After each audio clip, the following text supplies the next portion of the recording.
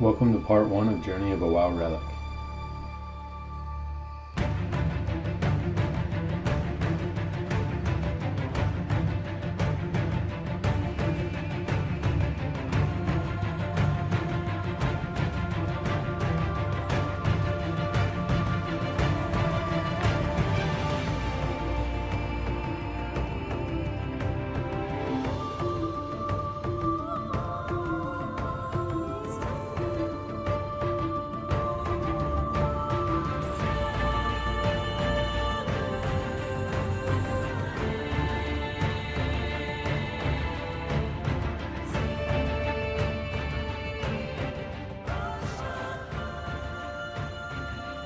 So it's Monday, the 22nd of November in 2004, and my last class lecture for the day just finished, and I'm sitting in my dorm room looking for the closest Walmart that's open 24 hours.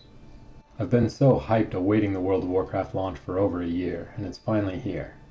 I applied for beta, but only got into the open beta stress test part. I leveled up somewhere between 15 and 20, and then the Alliance in the area started a big raid. I followed the crowd on a long journey down through Ashenvale. We worked our way toward Orgrimmar, where we fought waves of Horde beta testers for hours. We'd push each other back and forth just like the South Shore and Torren Mill battles many of you remember. I was hooked. So the midnight signing event at Fry's is going to happen about 2 hours away down in Irvine. All those guys are going to be stuck in the crowd, and I'm thinking I'll have a great head start on them if I can get leveling right away after midnight. I copy some drive-in directions in a notepad and print them out, because I'm a broke college student and I don't have one of those fancy GPS devices. And my phone is a top-of-the-line flip phone without internet access or even a colored screen. I plan to get to the store at about 11:30, in case there's a line of other fanboys and girls who went to the same store to grab their copy at midnight. And while I wait, I read some hype about WoW on some gaming forums.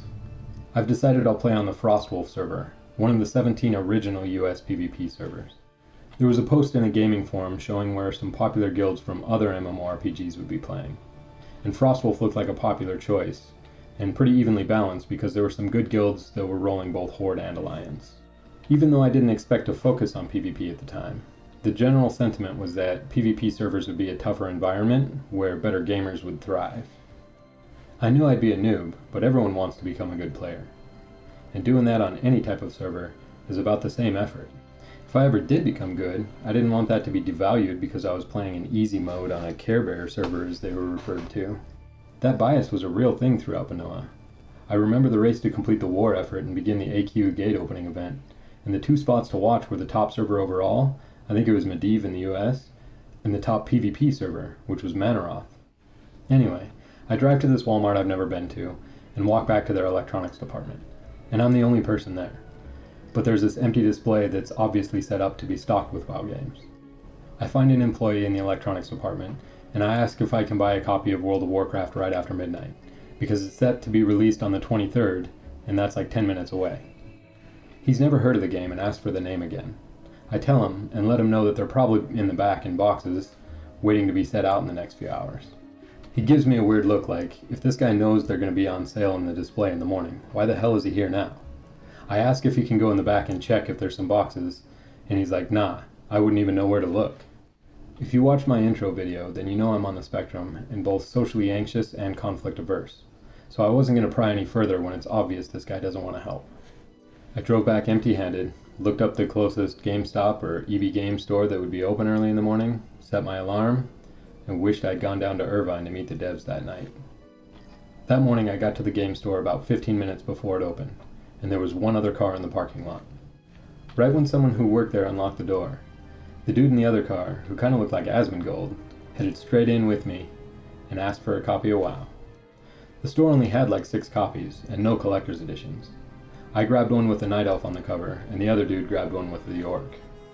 I kind of wish I'd grabbed one with an Orc too, since they stopped shipping the game in that box and only used the Night Elf one for the rest of vanilla. We paid for the games, gave each other satisfied looks, and hopped in our cars to get home and install the game CDs. I played a lot of Diablo 2 before WoW, and I preferred the playstyle of the Amazon. My Diablo 2 Amazon's name was Kamika, so I decided I'd make a Night Elf Hunter named Kamika to keep that character's legacy alive. I quickly made a few characters of other classes with decent names, in case I decided to try a different class later. I tried to get Zack and Ben, but those names were taken already. I did get Jasmine, Layla, and Valak, and then quickly logged into Kamika to get started.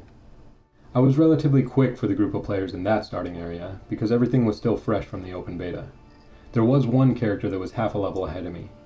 He was another Night Elf hunter named Colt. He probably switched to another character, or played very casually because I don't remember him at level 60. But that hour and a half in the Night Elf starting zone was all I needed to remember Colt 15 years later. For professions, I picked up skinning and leatherworking, because I was drawn to the idea of crafting my own gear. What that really meant was, my bag space suffered more than usual. After a few DCs, plenty of lag, and a couple long queues, I finally got to level 10 and tamed a pet. Shortly after that, a green two-hand sword dropped. I don't remember what the stats were on it, but its damage was way higher than whatever I was using. I couldn't equip it, but I thought I had read on the official WoW site that hunters could use two-handed swords. In Darnassus, I saw a Night Elf warrior running around with a sword on his back, and I asked him how he learned to wield it, and he told me there was a trainer in Stormwind. I thanked him and thought, might as well make a short side trip over there, so I can learn to use this sword before I outlevel it, and I boarded the boat to Darkshore to get started on that short trek to Stormwind. Please press like if you enjoyed this video, and subscribe if you want to see more. Thank you for watching this one. I'll see you again soon.